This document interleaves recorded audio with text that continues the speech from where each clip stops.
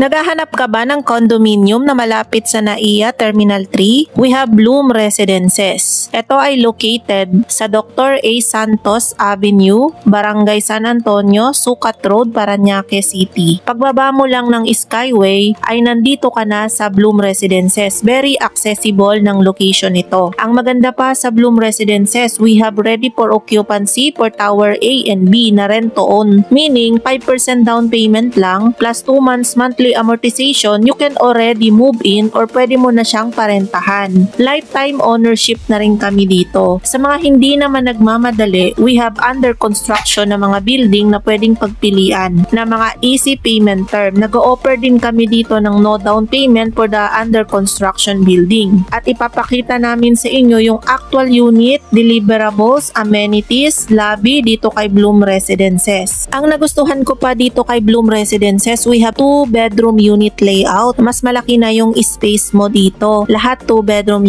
unit. Maganda ito for startup family, for personal use, and investment like hotel concept. Pwede nyo siyang parentahan sa Airbnb or Booking.com. Meron din tayo ditong target market kasi prime location siya. We have 5-star amenities. Malapit din siya sa mga key point destination like airport, SMBF, Parañaque. At maganda rin yung community niya. Hindi pa ganoon ka-crowded as you can see naman. Meron pa tayong open view dito. Ipapakita ko sa inyo. As you can see, ang ganda naman nung lobby dito kay Bloom Residences. Hotel-like lobby. We have complete set of amenities dito kay Bloom na talagang ma-enjoy na mga magpa-purchase dito ng unit. Ito yung actual lobby nung bumisita kami dito kay Bloom Residences. Meron ng mga occupant dito sa Tower A ng Bloom Residences. Ayan yung wifi dito, Woofy. Ito yung waiting area dito pag meron kayong visitor. Ayan, yung concept nga nito is Bloom, kaya cherry blossom siya. Medyo windy nga dito, napaka-fresh. Pumunta nga kami dito para masilip yung actual unit ni Bloom Residences para maipakita namin sa mga interested buyers na gustong mag-purchase dito kay Bloom Residences. Tara, ipapasilip ko sa inyo yung amenity area.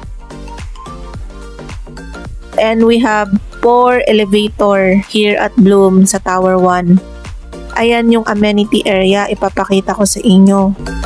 Ang ganda ng landscape dito. Merong garden. And ayan yung view ng mga unit with balcony. Facing amenity siya. Ito yung mga ready for occupancy dito na rent to own na pwede nang tirhan ng mga planong bumili dito kay Bloom Residences. Ayan yung swimming pool. Ready to use na siya. Meron na siyang water. Each building meron silang swimming pool kaya maganda na may enjoy ng mga future tenant dito and unit owner. Sobrang hangin nga nung pumunta kami. Windy siya. Ayan, nakita nyo naman. Parang dagat na yung swimming pool. Hindi siya mainit. Talagang ni-landscape din yung amenity dito na may enjoy ng mga upcoming unit owner. Ayan no, ang lawak ng swimming pool niya. Hindi tinipid yung swimming pool. May mga gazebos din dito. Ayan. Actually, dinadagdagan pa yung mga tanim. Ayan yung walkway. Pwede ka dyan mag-jogging. Meron na ring mga trees, landscape garden dito sa amenity ni Bloom Residences. Meron din tayo ditong function room, basketball court, gym na ma-enjoy na mga upcoming unit owner dito kay Bloom Residences. Ang ganda ng community dito. Tahimik lang siya. Hindi pa ganun ka-crowded. Ayan, ipapakita ko naman sa inyo yung itsura ng building dito sa Bloom Residences. Ayan, yung color niya is white, may touch of red and gray. Ayan, livable na dito sa Tower A and B. Meron pa kaming ino-offer na rent to own, 5% down payment lang, makaka-move in ka na, and meron ka pang zero interest kay developer. Kung gusto nyo ng sample computation, i-message nyo lang ako sa aking Viber or WhatsApp na nakikita nyo sa screen. Or you can click the link that you seen in the comment section. That is my Facebook page para makapag-direct message kayo sa akin. Ito yung elevator dito sa Bloom Residences. Ipapakita na namin sa inyo yung